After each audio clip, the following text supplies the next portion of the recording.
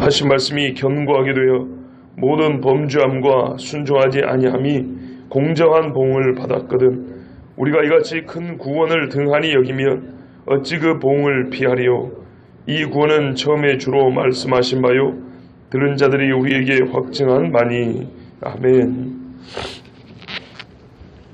1절 말씀처럼 우리가 들은 말씀을 더욱 유념해야 할 이유가 2절 3절에 기록되어 있습니다.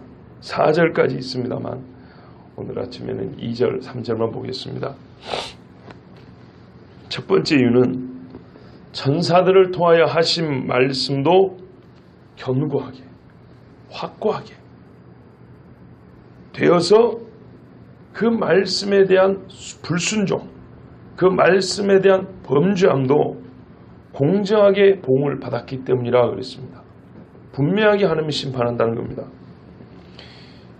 이 말은 구약 시대에도 아들이 전하지 아니하고 비록 천사가 전한 말씀이었다 할지라도 불순종과 범죄함은 용서받지 못하고 심판을 받았다는 말씀입니다. 한번 생각해 볼까요? 이방인이었던 애굽왕 바로가 어떤 심판을 받았는지 한번 생각해 보세요. 제사장이었던 나답과 아비후는 어떤 심판을 받았습니까? 고라, 다단, 아비람 이름하여 고라 일당은 어떤 심판을 받았습니까? 그 이스라엘 역사를 한번 봐보세요. 이스라엘 사람들이 하나님의 말씀에 불순종함으로 천사가 전한 율법을 듣고도 그랬습니다. 이방에 사로잡혀 나라 잃은 떠돌이가 됐습니다. 종이 되었습니다. 이미 하나님께서 모세에게 일러주신 겁니다. 민수기에 보면 15장 30절 31절에 번토소생이든지 타국인이든지 짐짓 무엇을 행하면 여호와를 회방하는 자니 그 백성 중에서 끊쳐질 것이라. 그런 사람은 여호와의 말씀을 멸시하고 그 명령을 파괴하였은즉 그 죄악이 자기에게로 돌아가서 온전히 끊쳐지리라 그랬습니다. 이 사실은 사도들과 스데반도 즉 신약 교회의 성도들도 인정하고 우리에게 다시 확인해 준 바입니다. 스데반이 죽기 전에 마지막 설교를 하면서 사도행전 7장 52절 53절에 너희 조상들은 선지자 중에 누구를 핍박지 아니하였느냐 의인이 오시리라 예고한 자들을 중요한 사실이죠. 의인이 오리라고 예고한 자들이 선지자랍니다. 그들을 저희가 죽였고 이제 너희는 그 의인을 잡아준 자요 살인한 자가 되다니. 이야, 너희 조상들은 의인이 오리라고 예고한 자들을 잡아 죽였고 너희는 온 그 의인을 잡아 죽인 놈들이라 이런 말입니다. 너희가 천사의 전한 율법을 받고도 지키지 아니하였도다 이렇게 설교했습니다. 하나님 말씀 맞지요? 네. 그러나 이 대제사장과 그의 일당들은 스데반의 말을 듣고 아 그랬구나 하고 깨닫는 것이 아니고 듣기 싫다고 귀를 막고 소리를 지르면서 돌을 던져 스데반을 죽였습니다. 이 사람들의 받을 심판은 또한 얼마나 크겠습니까? 이게 첫 번째 이유입니다.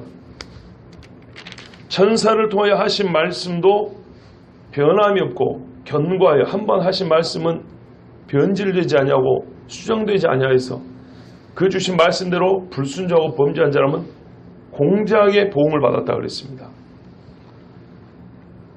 그런데 그렇다면 이제 오리라 한 그 의인 스데반이 말한 그 의인 예수 그리스도 하나님의 아들이 왔고 그의 말씀을 듣고도 믿지 아니한다면 불순종한다면 또 그를 죽였다면 그들이 당할 형벌은 얼마나 크겠습니까? 이게 3절 말씀입니다. 우리가 이같이 큰 구원을 등한히 여기면 어찌 그 보응을 피하리요. 히브리서 10장 28절에도 보면 31절까지 29절까지 모세법을 폐한 자도 두세 증인을 인하여 불쌍히 여김을 받지 못하고 죽었거든 하물며 하나님의 아들을 짓밟고 자기를 거룩하게 한 언약의 피를 부정한 것으로 여기고 은혜의 성령을 욕되게 하는 자가 당연히 받을 형벌은 얼마나 더 무겁겠느냐 너희는 생각하라 그랬습니다. 이 말씀들은요 오늘 이 3절 말씀하고 10장 28, 29절 말씀은 오늘날 신약에 우리가 복음에 대하여 이해하고 있는 이 잘못된 오해하고는 완전 반대되는 말씀입니다. 무슨 오해냐면 사람들이 이렇게 생각합니다. 하나님이 구약에 구원받으라고 율법을 줬다. 율법을 지키면 구원을 준다고 율법을 줬는데 워낙에 엄하고 어렵고 복잡해서 가만 보니까 이래가지고 구원 얻을 놈 하나도 없겠다. 그래서 하나님이 무슨 쉬운 법이 없을까? 맞다. 믿기만 하면 구원받게 하자. 그럼 뭘 믿을? 아 그래 내 아들을 보내서 믿기만 하면 구원받게 하자. 아니면 그와 동시에 내가 얼마나 너희를 사랑하는지 나 그렇게 무서운 하나님 아니다. 내가 옛날에 뭔가 이 법을 잘못 줬는데 다시 법을 줄게. 새 법을 너에게 주노니 너희가 서로 사랑해라. 그러면 된다. 이래가지고요 만병통치약 사랑의 법을 줬다고 생각해요. 그래서 그 하나님 우리를 너무나 사랑해서 친히 율법을 폐하시고 잘못 생각했다는 거죠. 율법을 폐하시고 그 아들을 보내주시면서 세상을 이처럼 사랑하나니 너희가 이 아들을 믿으면 구원 얻는다고 너무 쉬운 법을 줬다는 거예요.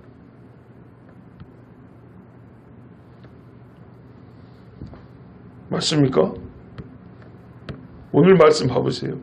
우리가 이같이 큰 구원이 무엇이죠? 그 밑에 이 구원은 처음에 주로 말씀하신 바요. 예수님이 회개하라 천국이 너에게 가까이 왔느니라. 예수님의 설교를 말합니다. 이같이 큰 구원 선자가 말한 게 아니고요. 천사가 지금까지 비교해 왔지요. 천사가 전한 복음이 아니고 아들이 준 복음입니다. 그 큰 구원을 등한히 여기면 비교해 보세요. 천사가 준 게 요만한데요. 아들이 준 거 이만하답니다. 요만한 거 전해준 것도 안 듣고 불순종한 애들이 벌을 받았는데 이렇게 큰 구원 소식을 알려준데 불순종하면 벌을 안 받겠냐는 거예요. 그런데 우리는 반대로 생각해요. 이렇게 큰 구원은 이렇게 큰 사랑으로 주어졌기 때문에 절대 심판을 받지 않을 것처럼 뭔 짓을 해도 그냥 다 덮어주고 봐줄 것처럼 봐주죠. 회개하면. 근데 이것이 문제입니다. 제가 늘 반복합니다. 여러분 꽤나 불쾌하게 들릴지 모르지만 정말 사실입니다. 누가 회개합니까? 지금 세계 70억 인구 중에 한 주에 한 번이라도 하나님 앞에 나와서 정직하게 주여 제가 이런 죄를 지었습니다라고 고백하는 사람 수를 한번 꼽아보십시오. 100분의 1? 1000분의 1? 10,000분의 1? 될까요?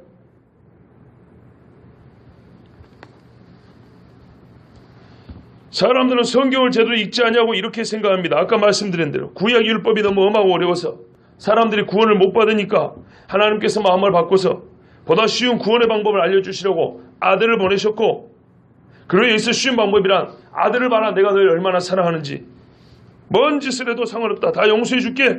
눈먼 사랑.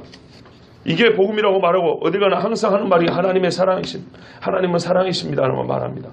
틀린 말은 아니에요. 하나님의 사랑을 말하는 게 틀렸다는 게 아니고 그 사랑에 뼈대는 싹 빠지고요. 흐물흐물한 우리가 좋아하는 사탕 같은 사랑만 얘기하는 거예요. 성경이 이런 걸 가르칩니까? 결코 아닙니다. 아까 말씀한 대로 예수님이 회개하라 그랬어요. 회개는요 정죄를 전제합니다. 정죄, 너 죄인이라는 얘기입니다. 천국에 가까이 왔느니라. 왜 회개해야 한다고 천국 갖고 가는 얘기를 해야 되죠? 천국이 올라오면 뭡니까? 심판이 있습니다. 회개하지 않으면 심판을 당한단 말입니다.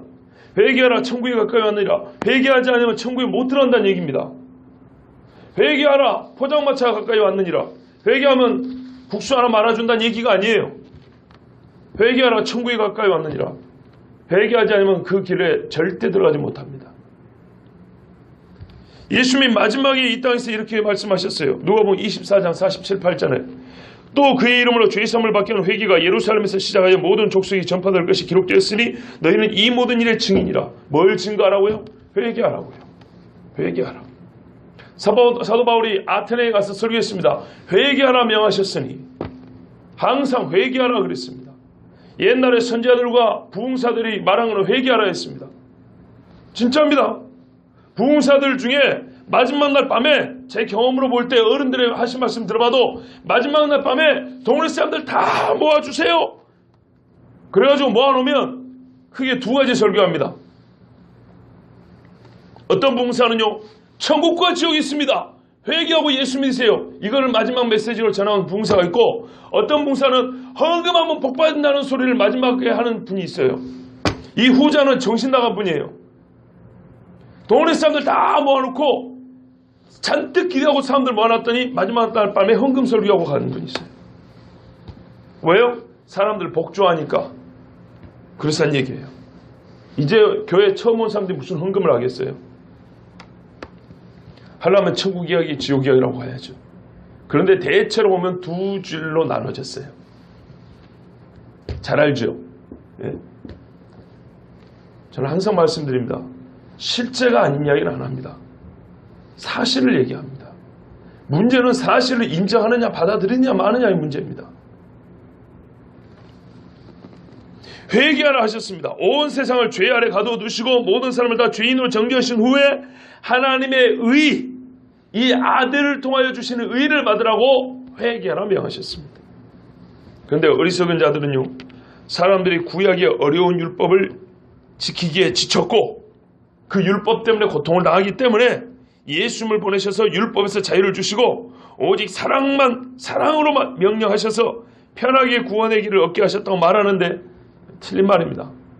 사실대로 말하면요, 소 한 마리 잡는 것보다 사랑하는 게 훨씬 어렵습니다. 여러분, 사랑하는 말의 뜻이 뭡니까? 원수를 사랑하래요. 원수를 미워하지 말합니다. 인간의 감정을 거스르는 이야기입니다. 본성과 반대되는 이야기예요. 이게 쉽습니까? 쉽냐고요? 원수를 칼로 찔러 죽인 다음에 속을 갖고 제사장이여 나 사람 죽였어, 이거나 좀 잡아주시오. 기다린 다음에 다 끝났어, 갑니다 하고 마음 편하게 가는 게 진짜 편하지. 그걸로 용서해 놓으면 그게 편하죠. 원수를 사랑을 해요. 사람의 감정에 본성에 거스르는 것이 사랑하라는 명령입니다. 이게 쉽습니까? 진짜 쉽냐고요? 제가 신앙생활 30년 해오면서 생각해 볼 때 저보고 차라리 돼지는 좀 부정한 짐쓰고 소를 잡고 염소를 잡으라면 쉽겠어요. 없는 돈이라도 빚내고 잡겠는데 원수를 사랑하라. 지금도 생각만 하면 생각하고 싶지 않은 얼굴들이 있어요. 생각만 하면 떠올리고 싶지 않은 말들이 있어요. 없어집니까? 이게 되냐고요?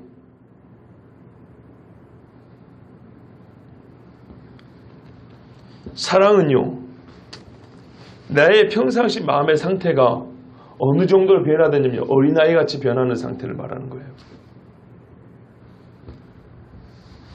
미움과 시기와 질투 자체가 아예 생각나지 않는 정도까지를 얘기합니다. 그래야 원수를 사랑할 수 있죠. 한번 생각해 보세요. 원수가 미워질 때마다 막 그 미움을 끌어당겨요. 뒤에서 미워하면 안 돼. 이게 사랑입니까? 자식을 그렇게 사랑하세요? 진짜 사랑하는 사람 어떻게 사랑하는지 한번 생각해 보세요. 이게 막 억지로 해야 되는 건가요? 아니죠. 원수를 사랑하는 말은 원수가 밉지 않고요, 원수를 위해서 막 밥을 차려주는 게 본성에서 자연스럽게 우러나야 된다는 얘기입니다. 이게 되냐고요? 쉽습니까? 우리 권사님 두 분 참 조용하신 분들이에요. 그렇다고 속이 미운 사람이 없으세요? 생각만 해도 불쾌하고 끔찍한 일들이 없으시냐고요? 있지요? 있어요. 그런데요, 우리 주님이 말하는 원수를 사랑하는 마음은 어느 정도냐면요, 미워하려고 해도 옛날에 나를 그렇게 미워했고 내가 그렇게 미운 사람이었는데 지금 생각해보면 그 사람에 대해서 별로 그냥 밉죠. 평안해요. 이 정도까지입니다. 이게 쉽습니까?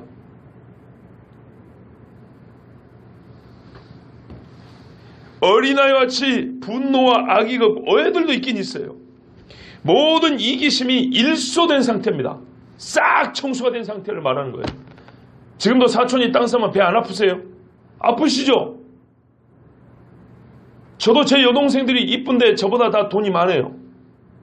저보다 다 돈이 많은가? 계산 안 해봐서 모르는데 하나 빼고 둘은 저보다 먹는 것, 입는 것 더 낫게 먹고 입는 거 사는 것 같아요. 기분 좋냐 하면 기분 좋아요. 동생들이 참 어렵게 살면 마음이 힘들 텐데 기분 좋아요. 그러면서도 한편으로는요, 셈이 나요. 이게 사람 마음입니다. 형제지간인데도요. 그런데 사촌이 땅을 샀는데 배 안 아프겠어요? 형제가 그래도 지금 롯데그룹 봐보세요. 얼마나 싸우고 난리인지. 그 많이 가진 사람이 좀 떼어주면 어떻습니까? 그런데요, 사랑하라. 예수는 훨씬 쉬운 계명을 줬어요. 우리가 사랑을 아주 갖지 않게 보니까 쉬운 거예요. 제 표현이 과하다면 용서하십시오. 실제입니다. 우리는 사랑을 너무 우습게 생각해요. 그러니까 우리는 이미 사랑으로 하나 됐고 사랑하는데 사랑을 얼마나 우습게 봤으면 그렇게 쉽게 말하는지 모르겠어요. 누가 얼마나 사랑하는데요. 지체의 연약함을 보고 누가 얼마나 기도하는데요. 가난한 사람을 보고 누가 얼마나 빵을 사주고 떡을 사주냐 이 말입니다. 뭐 얼마나 했다고요. 율법은 어려운 것 같고 사랑은 쉬운 것 같이 보이니까 그런 것이지 실상은요 쉬운 건 하나도 없습니다. 바꿔 말하면 실상은요 두 가지 다 어렵지 않습니다. 하나님의 말씀이 내 마음에 있으면 쉽다 그랬습니다. 성령이 감동하면 쉽다 그랬습니다. 자기 마음대로 살아도 진짜 마음대로 살아도 별로 지장이 없어요. 하나님 앞에 보이시기에 큰 죄를 안 짓고 살 수 있을 정도로 그렇게 변화된 사람. 저희 장모님이 당뇨를 앓고 계십니다. 음식을 무지하게 조심해요. 정말 조심해요. 그래서 자기 몸이 안 좋기 때문에 음식에 관한 이야기는 아주 귀담아 들어요. 근데 사위인 저는 한 번쯤은 고기도 대접해 드리고 싶고 좀 마음 편히 드시겠으면 좋겠다는 생각이 들어요. 그래서 한번 말씀드렸어요. 어머님, 당뇨는 음식을 조심해야 되는 건 맞습니다. 그런데요, 어머님은 마음대로 드시라 해도 본래 기름진 걸 잘 안 드시고 마음대로 드시라 해도 술, 담배를 안 하시고 막 앞에 진수성치 않은 차라도 본래 풀을 좋아하시잖아요. 본래 풀을 좋아하신 분들은 평상시에 술, 담배하고 온갖 기름진 잡동사니 단 것들 막 입에 달고 사는 사람들이 조심한 것보다 어머님은 평상시 마음대로 드셔도 그 사람들보다 훨씬 낫습니다. 이해되시죠? 본래 식습관이 풀을 좋아하신 분들은 풀이라고 표현하기에 좀 원초적들 좀 말하면 딱 감이 와닿죠. 예. 본래 나물 같은 거 좋아하시고 된장 좋아하고 땅에서 나는 거 좋아하시는 원래 이런 분들은 이 도시 생활하면서 기름진 거 많이 먹고 막 술, 담배 막 하고 막 아무렇게 지켜지고 뭐 하여튼 온갖 더러운 음식들 가리지 않고 다 퍼먹는 사람이 당뇨 걸려갖고 조심한다고 해봐야 어머니 마음대로 먹는 것보다 조심하면 안 됩니다. 그 사람들은. 바꿔 말하면 그 사람들 조심 해봐야 어머님이 평상시 마음대로 드시는 것보다 더 깨끗하지 못한 음식을 먹습니다. 걱정하지 마시고 한 번쯤은 앞으로 언제 얼마 살지 모르는데 몇십 년을 산다 치더라도 그렇게 가슴 졸이면서 밥 한 끼를 그렇게 드셔야 되겠습니까? 그냥 마음대로 드세요. 마음대로 드셔도 어머님 평상시 식습관을 볼 때는 몸에 해로울 게 별로 없습니다. 마음대로 드세요. 그래서. 사랑이 익숙한 사람은 마음대로 사랑을 내버려둬도요 남하고 잘 안 다툽니다. 하나님의 말씀을 입에 달고 다는 사람은 이제부터 네 마음대로 살고 감독을 안 해도 공부하는 애들은 감독 안 해도 지 알아서 공부하는 것처럼 하나님 말씀에 가까운 사람은 네 마음대로 살아 그래도 그렇게 악한 일을 해야지는 않아요. 그런데요 그렇지 않은 주제에 그냥 사랑이란 말만 따와가지고 우리는 그 엄한 율법에서 해방됐다고. 엄하기는요 사랑이 얼마나 더 어려운 건데요. 사랑하라 그랬어요. 명령이에요. 사랑하라고. 원수로 사랑하라고. 율법에는 원수를 갚을 때 이에는 이로 눈으로 갚으라 그랬어요. 예? 더 심하게만 갚지 마라 그랬어요. 그런데 지금은요 원수를 사랑하라 그랬다니까요. 얼마나 더 어렵습니까? 말하자면 이게 더 훨씬 어려워요. 주여, 성경은요 이렇게 사랑타라는 사람이 실제로는 사랑하지 못한다는 것을 이렇게 고발합니다. 요한복음 3장 19절에 그 정죄는 이것이니 왜 정죄를 받냐 하면 빛이 세상에 왔으되 사람들이 자기 행위가 악함으로 빛보다 어둠을 더 사랑한 것이니라. 사람은 빛하고 어둠하고 둘이 있으면 어둠을 더 사랑한대요. 감사합니다 빛을 비춰줘서 이렇게 말 안 하고 꼴보기 싫다 빛이여 하고 밟아버린답니다. 이 바로 앞에 무슨 말씀이 있는지 아시죠? 하나님이 세상을 이처럼 사랑하사 독생자를 주셨으니 이는 그를 믿는 자마다 멸망하지 않고 영생을 얻게 하려 하심이라. 하나님이 그 아들을 세상에 보내신 것은 세상을 심판하려 하심이 아니요 그로 말미암아 세상이 구원을 받게 하려 하심이라. 엄청나게 좋아하는 말씀이죠. 주일학교 1년만 다니면 다 할 수 있는 말씀입니다. 이 말씀을 모토로 삼아가지고 하나님이 세상을 이렇게 사랑했다고 말이죠. 걱정하지 말라고. 사랑의 하나님이라고. 우리는 그러니까 사랑만 하면 살면 된다고. 개뿔이 사랑은 무슨 사랑이에요. 하나님을 우습게 하는데 그 사랑을 써먹는 것이지. 그런데 그 다음에 이 말씀이 있는 거예요. 이 사랑 타라는 사람들이 좋아하는 요한복음 3장 16절 17절 다음에 18절 19절에 그를 믿는 자는 심판을 받지 아니하는 것이요 그를 믿지 아니하는 자는 하나님의 독생자 이름을 믿지 아니함으로 벌써 심판을 받은 것이나 그 사람은 이미 심판이 끝난 사람이란 말이에요. 안 죽어 살았어도 이미 끝난 인생이라는 거예요. 그 정죄는 왜 그 사람이 심판을 받냐? 죄명이 뭐냐? 정죄, 죄를 정한다. 무슨 죄명으로 죄를 인다고 정했냐 이 말이죠. 이것이니 곧 빛이 세상에 왔으되 사람들이 자기 행위가 악함으로 빛보다 어둠을 더 사랑한 것이니라. 아멘. 예수님 빛이 왔는데 말이죠. 예수님 오셔가지고 율법에서 자유를 얻고 새 세상을 또 좋아하면서도 실상은 그 빛을 사랑하지 않는답니다. 그래서 정죄를 받는데요. 꼴에 그래놓고도 하나님은 사랑이라고 말하면서 우리는 사랑만 하면 살면 된다. 가능할까요? 제가 그제밤에 말씀드렸죠. 세상에 큰 거짓말이 몇 가지인데 그 중에 하나가 뭐냐면 결혼하는 신랑 신부가 영원히 사랑하겠다는 말 거짓말이라고요. 영원히. 왜 거짓말하면 영원히 살 수가 있어야죠.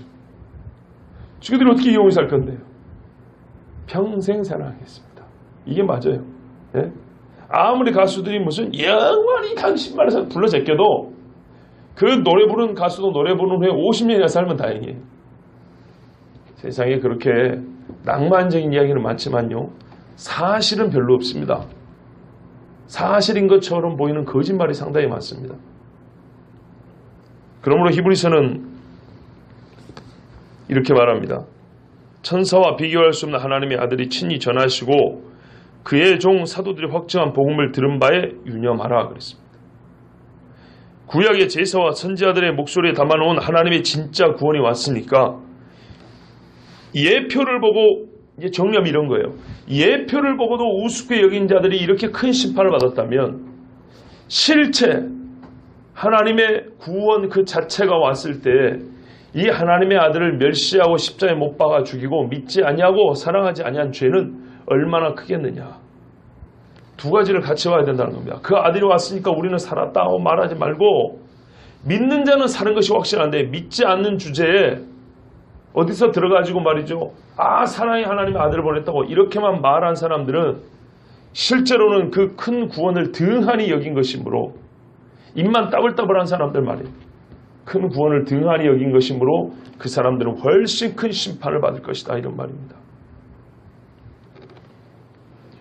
왜냐하면 이 구원은 처음에 주로 말씀하신 바요 들은 자들이 우리에게 확증한 바이기 때문입니다. 그리스도께서 말씀하셨고 들은 사도들까지도 반복하여 말씀해 주셨기 때문입니다. 이 말이 거짓말 같으면 신약성경 복음서부터 요한계시록까지 한 권 한 권 읽어보십시오. 이 내용이 있는가 없는가. 예수를 믿으라 구원받을 것이다. 믿지 않으면 심판을 받고 지옥에 떨어질 것이다. 이 내용이 직접적으로 간접적으로 기록되지 않는 신약성경에 한 권이라도 있으면 가져보십시오. 모든 책에 다 기록되어 있습니다.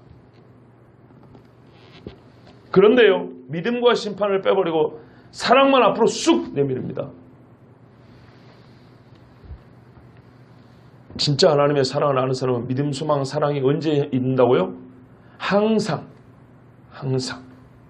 사랑을 말하는 사람의 입에는요. 하나님을 향한 믿음이 있어야 되고요. 믿음이 있는 사람은 천국의 소망을 가져야 됩니다. 천국의 소망을 가진 사람은 하나님을 너무너무 사랑해야 됩니다. 항상 있어요. 우리는 성경 말씀을 추상적으로 생각해요. 이거는 현실이에요. 진짜예요. 믿음과 사랑, 소망은 원래 항상 함께 있는 거예요. 나는 사랑의 은사를 받았는데 믿음의 은사를 받죠. 거짓말이에요. 성경대로 살면 됩니다. 성경대로 믿으면 됩니다.